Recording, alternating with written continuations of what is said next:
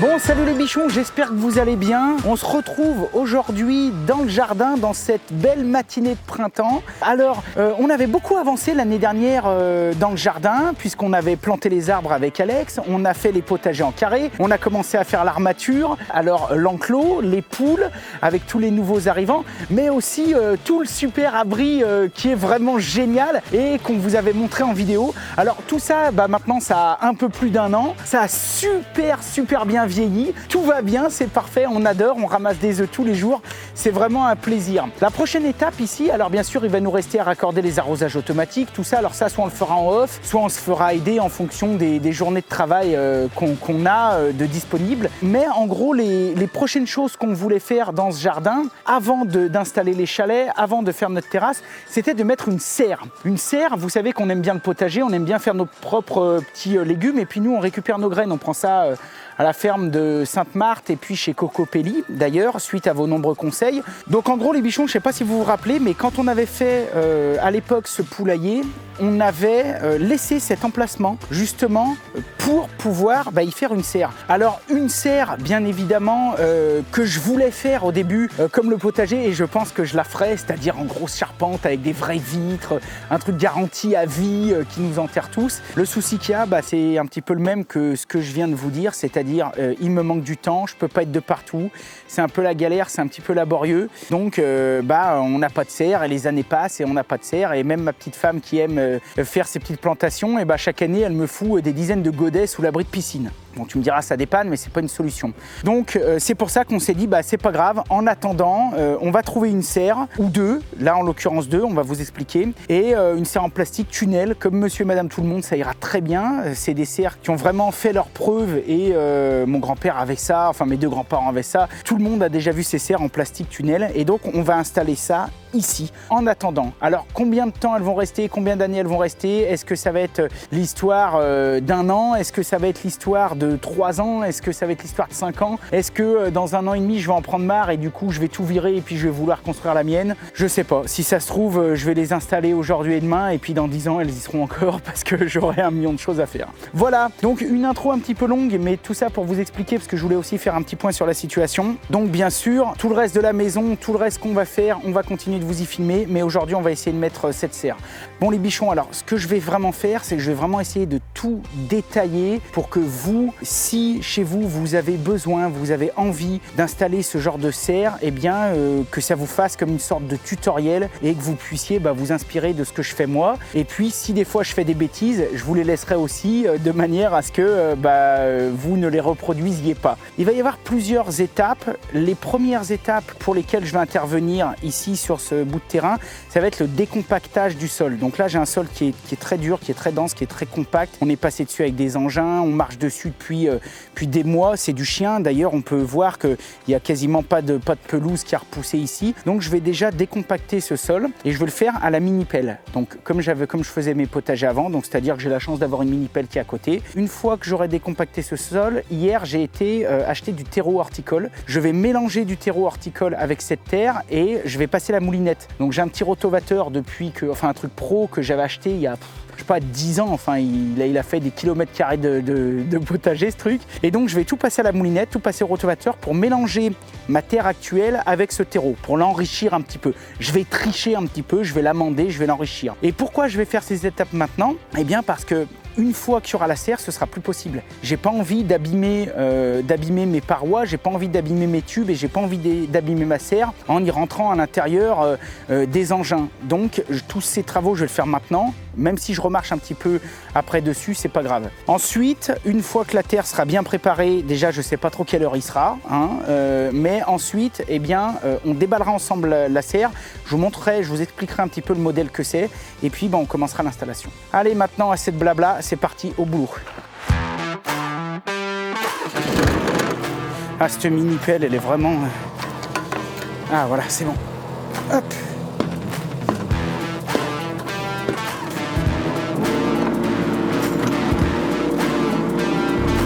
En fait, voilà, je veux juste décompacter le sol. C'est pas arracher mon tuyau. Mon rotovateur, il va pas très profond, donc ça sert à rien que moi je creuse sur 50 cm. À part détruire derrière la faune, la flore, etc. Ça sert absolument à rien de labourer et de bourriner sur 40 cm. Là, c'est ce que je vais faire. Je vais juste décompacter un peu, juste ameublir.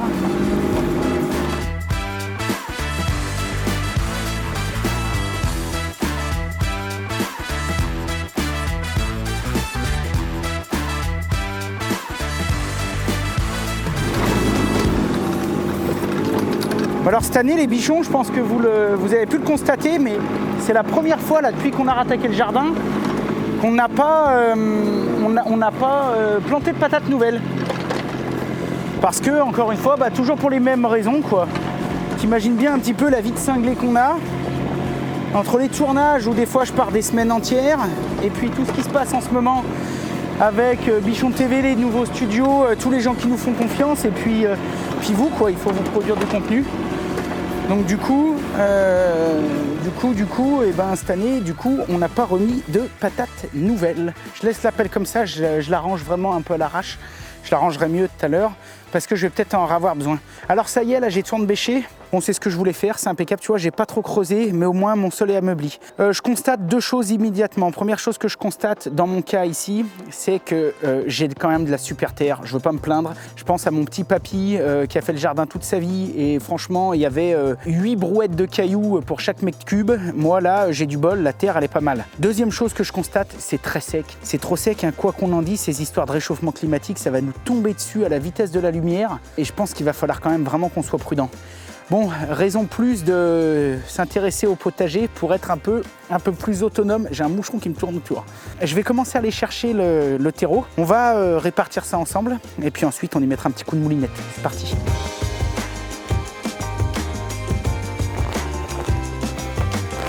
Là, tu vois, c'est un terreau, c'est pas une grande marque, tu vois, c'est pas brandé dans tous les sens, comme vous pouvez trouver dans vos jardineries. Parce que, alors, le terreau de jardinerie est très très bien, attention, j'ai pas de problème. Mais là, c'est pareil, j'ai été le chercher chez un collègue horticulteur qui lui a des serres et qui lui fait des plançons, fait des choses pour les jardineries. Donc il a du terreau d'une qualité incroyable et il me l'a fait en plus moins cher. Donc tu vois, j'ai payé un sac de 100 litres comme ça, j'ai payé ça 8,50 € en sachant que en plus en ce moment à la période tu vois où je vous parle, tout a augmenté quoi, les transports, tout ça, donc et là c'est pas mal quoi. Et puis en plus je fais bouffer mon voisin et donc je préfère aller filer de la thune à un de mes voisins plutôt qu'il y ait une grosse firme, enfin bref, ça n'engage que moi. Bon, tout ça pour dire que on va répartir un petit peu de terreau et puis après on y passera tout à la moulinette. Comme ça va aérer un petit peu le sol. Alors j'en ai pris 10 sacs, hein, ce qui je pense est beaucoup trop, mais on s'en fout parce que de toute façon le terreau c'est jamais perdu. J'en aurais besoin. Alors on a fait un petit compost, on va pouvoir s'en servir avec ma femme cette année, mais il est encore trop petit, tu sais, c'est un compost qui a 6 mois.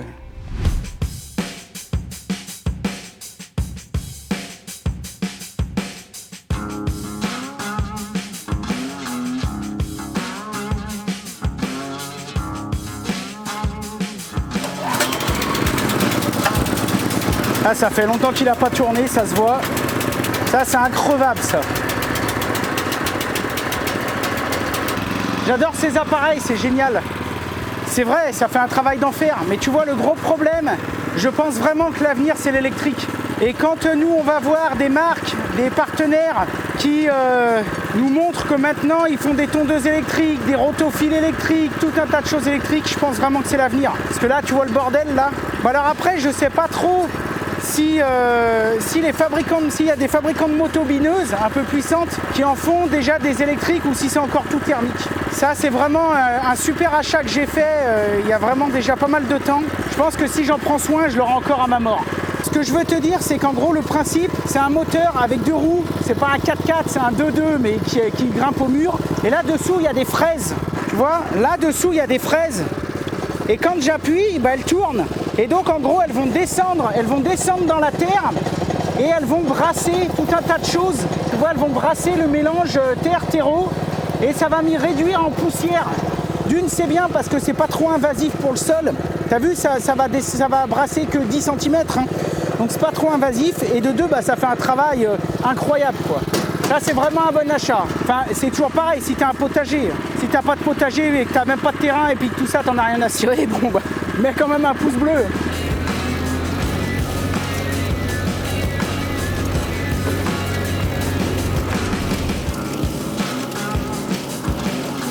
T'as vu un peu comme ça se transforme? Ça passe d'un beau bazar à un super mélange assez homogène. C'est ça qui est intéressant, tu vois là.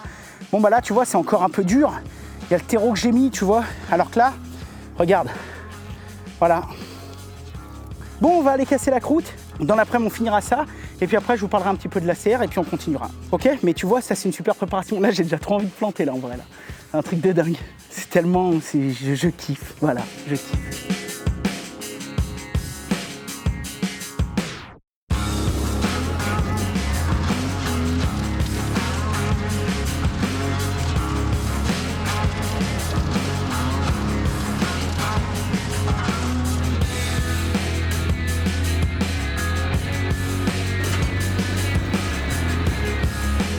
Bon, c'est bon, là c'est suffisamment. Alors après, bon, j'aurais pu repasser 25 fois, mais la préparation, moi, elle me paraît bien. Elle est assez uniforme, d'autant plus qu'on n'ira certainement pas si large. Les serres qu'on a pris, donc je vais vous les montrer, donc, parce que on en a pris 2.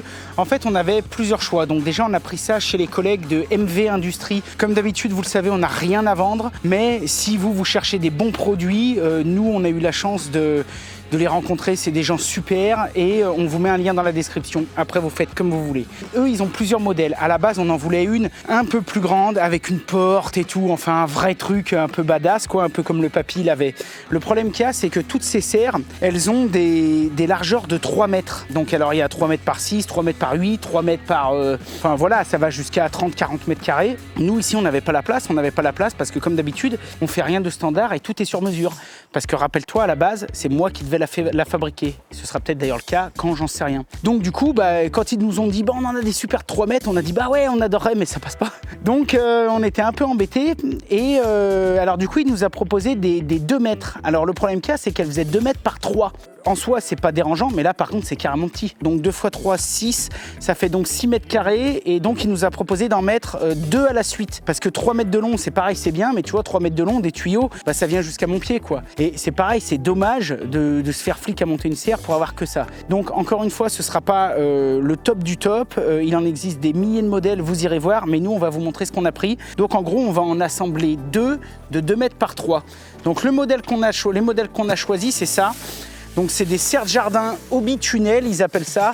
Par contre, attention, c'est quand même déjà du professionnel. C'est-à-dire qu'on n'est pas dans les petites serres, tu sais, avec les espèces de bâches pourries, là, tu sais, qui fondent au soleil, avec des petits carrés où ça part tout en brioche. Là, on est quand même déjà sur de la vraie serre, quoi. La marque des serres, c'est les serres Richel, et le distributeur, c'est MV Industrie. Donc là, les serres Richel, c'est connu, archi connu, ils font des serres pour les horticulteurs, quoi. Donc, on en a 2, et on va essayer de les mettre les unes à la suite des autres. Alors, il y a 2 paramètres à prendre en compte. Le premier paramètre, c'est que c'est déjà quasiment 4 heures de l'après-midi, donc on va certainement pas finir aujourd'hui.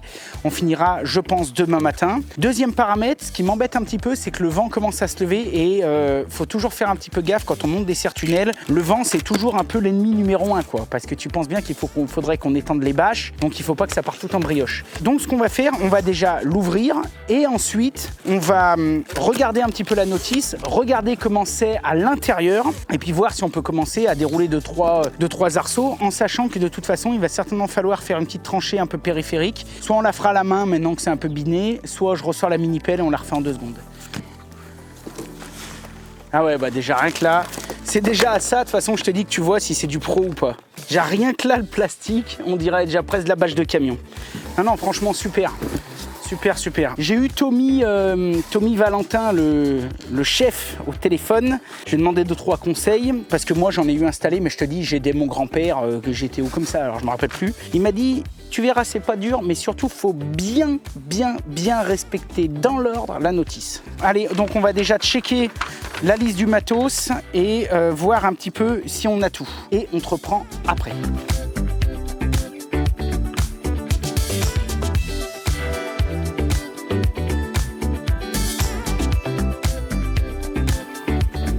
Bon les bichons, c'est bon, j'ai déballé les 2 kits. Alors, juste une petite checklist. 3 tubes de 21 cm, on les a. Les 6 vis, je les ai vus, on les a. Le fil, on l'a. Les petits piquets en fer-tor, on les a. Ça, en 1,54 m, ils sont là.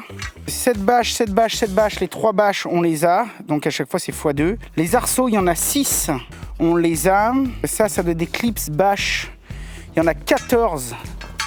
14, on les a. 2 tendeurs, on les a. 6 trucs comme ça, je pense que c'est, mais on les a. Ça, c'est peut-être des pieds. Et des barres normales d'1,08 m, il y en a 6. 1, 2, 3, 4, 5, 6 x 2. Et ces trucs, il y en a 4. 1, 2, 3, 4. Ok, bon, donc là, on a tout. Alors, comme je te dis, on va assembler 2 serres. Normalement, c'est pas spécialement fait pour, mais je l'ai eu au téléphone. Il m'a dit qu'il n'y avait aucun problème. Il m'a expliqué un petit peu comment faire. Et puis, si on a le moindre doute, on l'appellera. Alors, ce que eux, ils nous disent qu'il faut un marteau, un tournevis, une clé de 13, une pince, une pelle, machin. Bon, tout ça, on ira y chercher au fur et à mesure. De la ficelle, est-ce que j'en ai? J'en ai peut-être. Je vais peut-être aller en chercher. A, B. Ah oui, donc ils nous donnent les codes pour l'implantation. Donc, implantation, il va falloir en fait qu'on vienne mettre ça. Et ça va être centré avec ça, là. Ok. Alors par contre, ce qui m'embête, c'est les... Ah oui, voilà, c'est ça. Il faut faire une petite fondation, une petite fouille. Enfin, pas une fondation, mais il va falloir creuser un peu à des endroits. Ok, donc on va déjà bien faire comme ils disent, donc c'est-à-dire respecter les étapes. Allez, bon bah je vais chercher ce qu'ils nous demandent et puis je te reprends.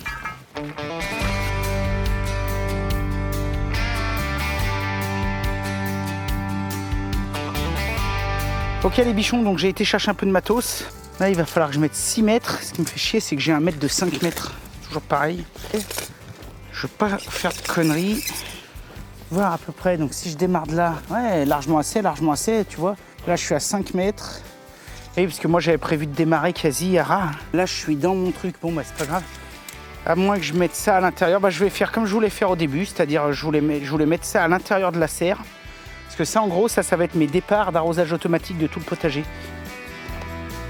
Donc là, ce que je vais faire, c'est qu'en fait, j'avais mal pris mes cotes. Je pensais que j'étais un petit peu plus long et c'est pas vraiment ce que je pensais. Donc, je vais ressortir la mini-pelle. Je fais le feignant, je sais, je pourrais y faire pelle-pioche. J'ai la pelle qui est là à 5 mètres. Le temps que j'aille chercher la pelle, la pioche et que je fasse 50 cm, j'aurais déjà fait 3 fois ce que j'ai à faire avec la mini-pelle.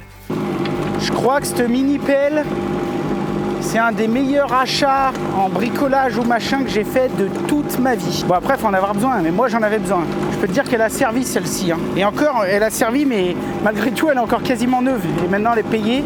Donc, je vais pouvoir la garder. Mes enfants pourront s'en servir. Voilà.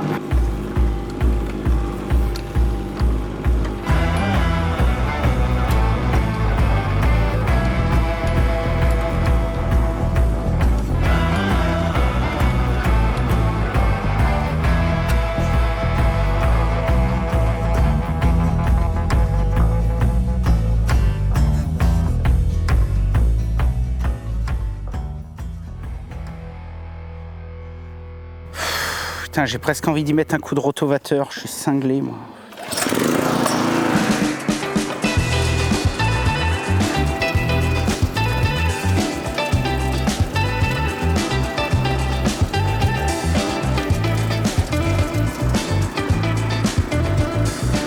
Ouais, j'en fais peut-être un peu trop, mais au moins, c'est comme quand tu fais du placo ou des travaux ou de la finition. T'as tout de suite envie de peindre et t'as pas envie de faire les trucs chiants avant. Tu sais, genre poncer, bien préparé. Et pourtant, bah, c'est tous les travaux préparatoires qui vont déterminer la qualité de ta peinture. Tu peux avoir la meilleure peinture du monde si avant t'as préparé comme de la merde parce que ça t'a fait chier, t'as pas pris le temps et tout. Et ben là, c'est réglé comme du papier à musique que tu vas faire de la merde, c'est sûr. Ah, ça fera gratter pour les poules.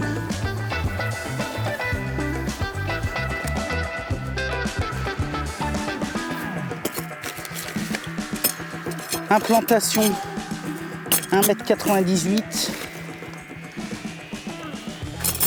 J'avais une super ficelle qui allait bien pour quand je faisais des travaux, impossible de la retrouver. Du coup, j'ai sorti un bleu.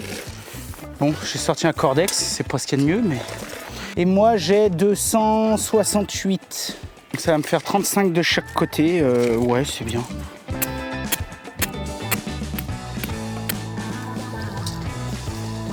1,50 m, c'est là. C'est là. Ok, donc 1,50 m, donc ensuite encore 1,50 m. Putain, 3,59 pile. Oh, vain Dieu, ça c'est du bon boulot, bordel.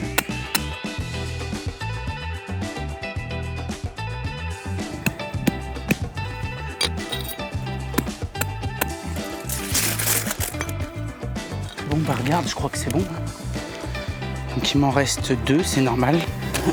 Et ceux-là, je vais pas les mettre. Prochaine étape, monter les tubes. Assembler, réaliser au sol. Allez hop, c'est parti.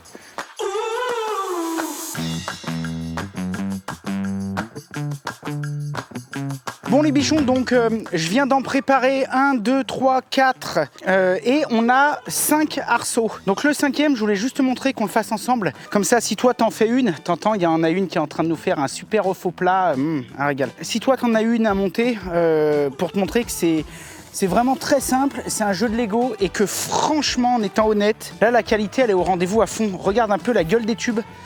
Là, c'est vraiment du tube, tu vois, je suis sur 1 mm d'épais. Franchement, on sent que c'est vraiment de la qualité. Un côté. Ensuite, on arrive au milieu et c'est là qu'on va installer le petit bout, là. Tu sais, qu'il nous donnait au début. Le petit bout pour faire la jonction. On remet le deuxième côté et la jambe. Et voilà, on a un anneau. Donc maintenant, on a du bol parce que la patronne nous a rejoints. Donc, je t'explique, baby. On prend ça, là. Voilà, on y met dedans. Voilà. Et moi, là, il va falloir que je force un petit peu. C'était marqué sur la notice. Et voilà. Ouah. Tiens, tu me le tiens, s'il te plaît. C'est pour ça qu'il faut qu'on soit 2. Tu t'inquiètes pas, je vais essayer de me démerder. Non, mais je vais me débrouiller. Je vais venir vers toi après. Hop. Il y a une tête plate d'un côté et un écrou de l'autre. Tu vois, là. Et là, il y a une tête plate, là. Tu vois. OK. Et bah, de l'autre côté, bon, bah, c'est un écrou. Donc la tête plate, elle va se coter. Hein. De manière à ce que la bâche, elle merdouille pas.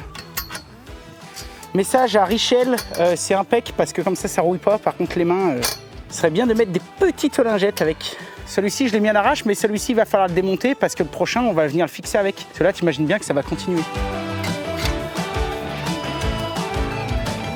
Ah, merci.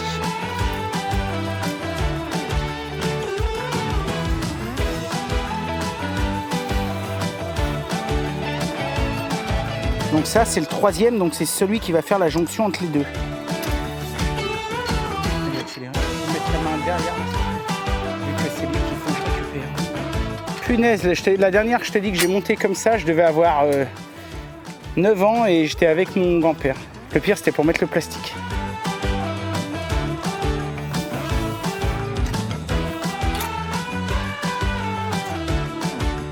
Alors là, les biches, je vais essayer de commencer à serrer un peu, même si je pense qu'il faudra que je resserre.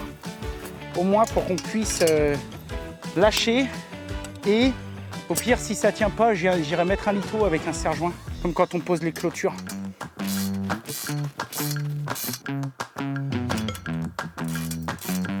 Bon, ok, donc là, on a fait un pré-serrage. Et pour un pré-serrage, ça tient bien. Hein. Tiens, carrément. Hein. Et c'était un pré-serrage. J'ai fait un pré-serrage au cliquet, si vous avez remarqué. Et on ne serre jamais à fond avec un cliquet, on serre avec l'autre côté. On va réfléchir, soit on continue ce soir et on commence à faire un petit peu les rigoles, soit c'est demain matin. Merci Carole, j'ai plus besoin de toi pour ce soir, merci beaucoup. Bon, on va faire un point et on voit. Pour toi, de toute façon, c'est tout de suite, mais soit on continue, soit c'est demain. Allez, tchuss.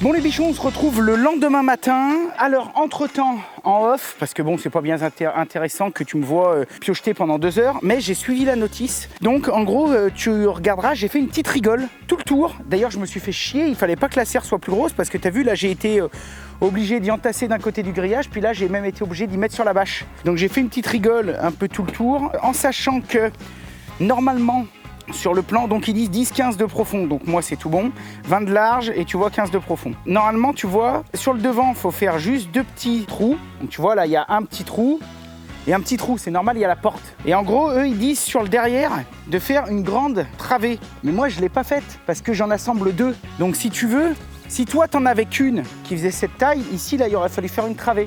Mais moi, vu que j'ai 2 serres, les 2 fonds, je vais pas les mettre, je vais les stocker quelque part, ça me servira pas pour faire autre chose. Et par contre, vu que j'ai 2 entrées, bah, je vais mettre une entrée à l'arrière et une entrée à l'avant. Voilà, ça fera entrée-sortie, ce qui sera pas plus mal, comme ça me fera une circulation d'air. Ce que je n'aurais pas eu si j'avais pris que le modèle standard. Prochaine étape, la patronne nous a rejoint et on va commencer à poser les ficelles, les strings. Donc il faut qu'on en pose 5. Donc j'ai été chercher de la ficelle de jardinier là, tu sais, pour tirer les rangs d'oignons, etc. Ça va bien, c'est bien solide. Et donc ensemble, on va tirer 5 ficelles. C'est parti.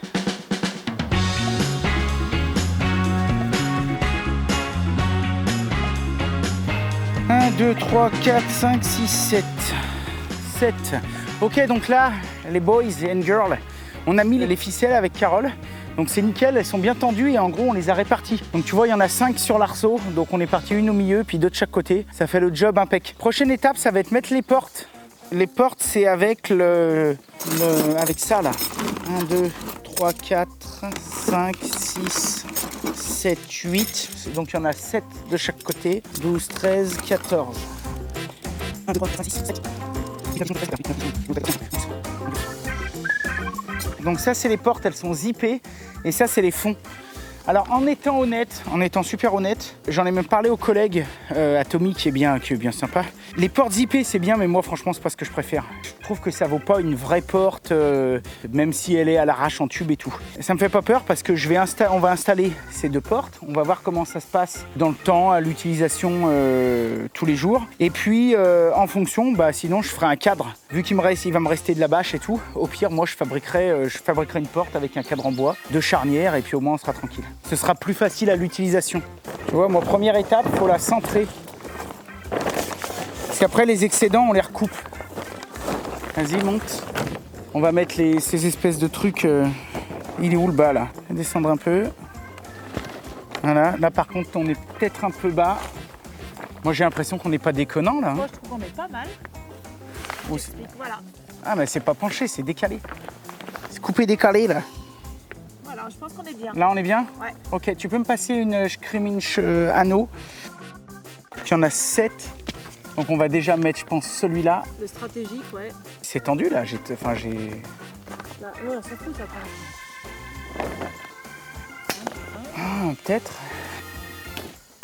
Est-ce que tu veux que je tire la vache derrière pour que tu aies tes deux mains pour passer? Ouais, parce que là, je me fais vrai chier. Non, j'ai pas besoin, mais... Ah, putain!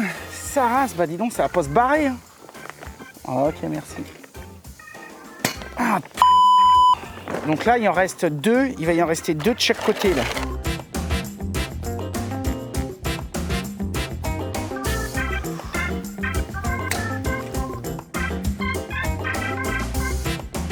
Ok, super. Next étape. Faire attention à ne pas endommager le film en passant le fil de fer Ouais, plastifié dans la gaine. parce qu'en fait, il doit y avoir des ourlets et il faut qu'on passe le fil de fer. À 80 cm de chaque bord, on va retrouver le... Il faut qu'on coupe à 80 cm de Ouais. chaque bord, non? Attends, ça veut dire qu'il faut déjà qu'on déplie. C'est pour ça que je les ai mises là, parce qu'en gros, ce qu'il m'avait dit, c'est de... S'il y avait du soleil, c'était mieux. C'est déjà les mettre au sol pour qu'elles chauffent, tu sais, qu'elles se... C'est quoi ce bordel? C'est un tube? Il n'y a pas de fin. Donc elle est doublée. Donc du coup, elle est en 2 couches. Ouais.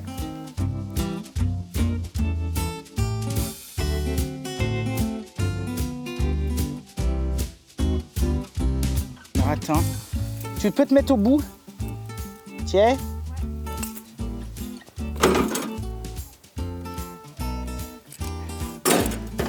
Faut qu'on le fasse passer d'un côté ou de l'autre.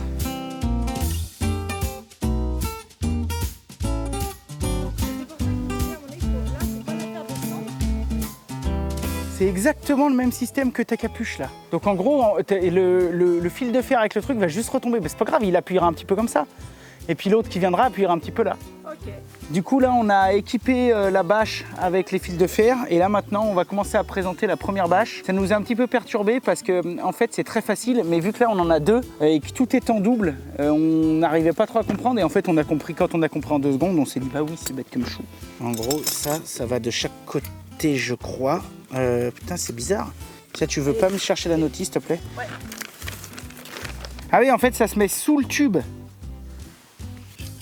Ah, les deux rentrent Bah, apparemment. dans le même... Voilà, ça se prend comme ça. Donc là, il y a un deuxième. Ouais, là. Tu peux peut-être le mettre. Comme ça, bah nickel, comme ça après. Et puis, bah, du coup, il va falloir pareil ici, là. Putain, d'ailleurs, là, j'en ai 2 à mettre, là. Ah, regarde. Ça va bien, hein.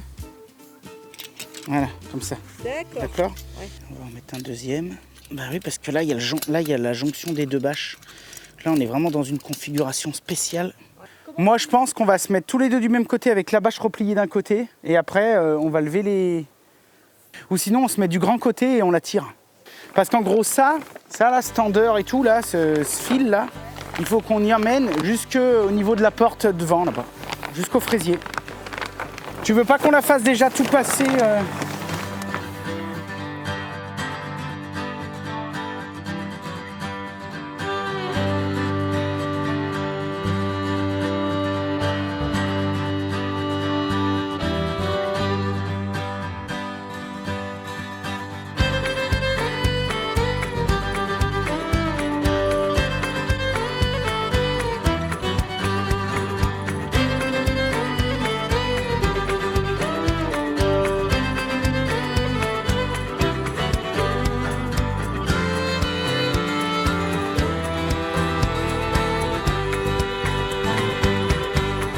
Ok les bichons, bon et ben écoute, on n'est pas mécontent de nous. En étant honnête, le produit, on voit qu'il est de super qualité. Donc nous, on en a assemblé 2. C'était peut-être aussi un petit peu ça notre souci. Donc en gros, tu vois, c'est le système de la capuche. Donc on a mis, on a des tendeurs, tu vois, ici là, en bas, qui viennent tendre le câble tout le long. Et ici, là, il y a une croisée. Donc tu vois, il y a la bâche qui vient d'ici, hop, qui est tendue et qui repose ici. Tu vois, on voit que le tendeur a bien fait son boulot parce que ça nous a même plié les ficelles. Et après, celle-là vient par-dessus et vient se remettre ici. Et donc le point de jonction, tu vois, de 5-6 cm, c'est nickel, il est ultra étanche, impossible il n'y a pas de prise à l'air, rien. Et donc c'est tout tendu de chaque côté. Maintenant ce qu'on va faire, on va attaquer l'amarrage, donc ça veut dire commencer à tendre d'un côté, c'est ça, hein, commencer à tendre et remblayer. Remblayer. Donc on va déjà faire ça d'un côté, et après de l'autre côté on tendra à fond et on remblayera. Fermer les... Faut qu'on ferme ça? Les portes. Ouais. Est-ce qu'on coupe avant la bâche qui dépasse? Moi je pense qu'on y coupe après, vraiment quand c'est fini. Ok. Ok, allez go.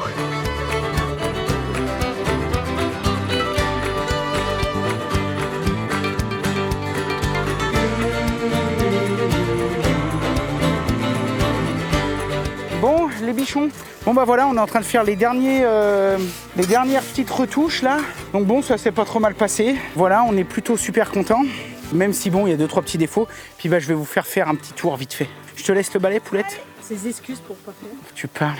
Bon les bichons, donc voilà la bête, donc tout va bien, on est bien content, on a tout rebouché les côtés.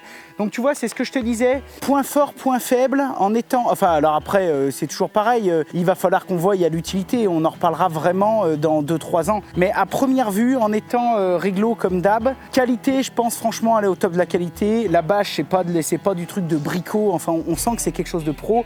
Les arceaux, c'est pro, on sent qu'en étant honnête, ça va durer, il n'y a pas de souci. On leur a demandé, et aussi en cas de besoin, ils ont même des kits de réparation, ils ont tout un tas de choses. La notice, elle n'était pas déconnante. Ce que j'aime moins, moi, c'est le système de porte un petit peu tente. Je trouve que c'est pas pratique à chaque fois, zipper, dézipper. Et ça, pour le coup, les fermetures éclairs, je suis pas archi convaincu que ça va bien vieillir. J'aurais, en étant honnête, préféré 2 barres et une porte. Donc ça, c'est pas grave parce que, comme je te le dis, il nous reste les fonds qu'on n'a pas mis et nous on a du bois de partout, donc si ça se trouve je ferai des petites portes en fonction de l'utilisation. Donc on va rentrer. Alors on a déjà aéré en traversant, je pense que ça aussi ça c'est indispensable parce que il faisait mais genre ultra méga chaud. Là on est le 25 mars, je pense que déjà pour les plantations sous serre on est limite en retard, donc je pense qu'on va s'y mettre direct dès le week-end avec Carole. Je sais pas si on vous le filmera, mais en tout cas on vous fera 2-3 points. Donc on va se servir d'une partie de cette serre pour faire des plantations en pleine terre, des tomates, des poivrons, des melons, des choses comme ça, un petit peu les légumes de la ratatouille. Et on va se servir aussi une partie de cette serre pour faire des plançons, parce que nous on achète pas mal de graines, faire des plançons qui après iront dans les carrés potagers. Voilà, à l'intérieur on tient bien debout. Donc tu vois, c'est ce que je te disais, ce genre de choses. Là par exemple, je pense qu'on aurait peut-être pu un peu mieux y tendre. Après, ça gêne pas l'utilité. Je pense pas que ce soit vraiment des serres qui soient conçues pour suspendre. Normalement, il existe des serres qui permettent de suspendre des pieds de tomates, etc.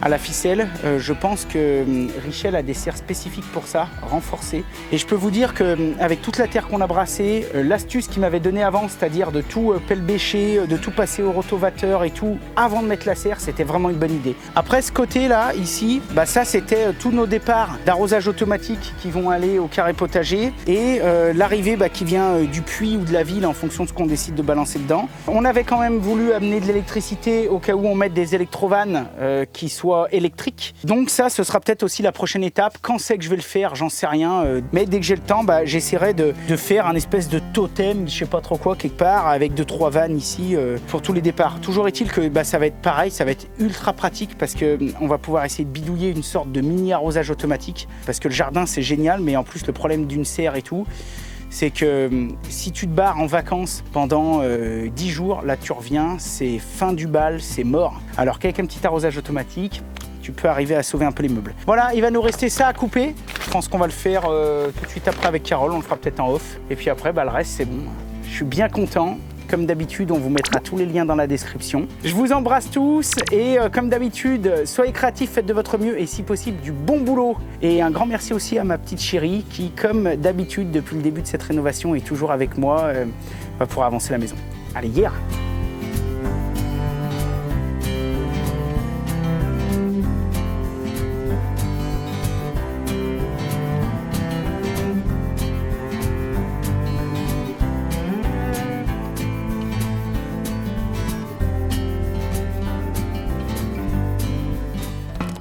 Donc ça va être très simple, je crois qu'on va faire un truc du style, j'ai plus de craie, j'ai un beau tableau là-bas mais il faut que je rachète des craies.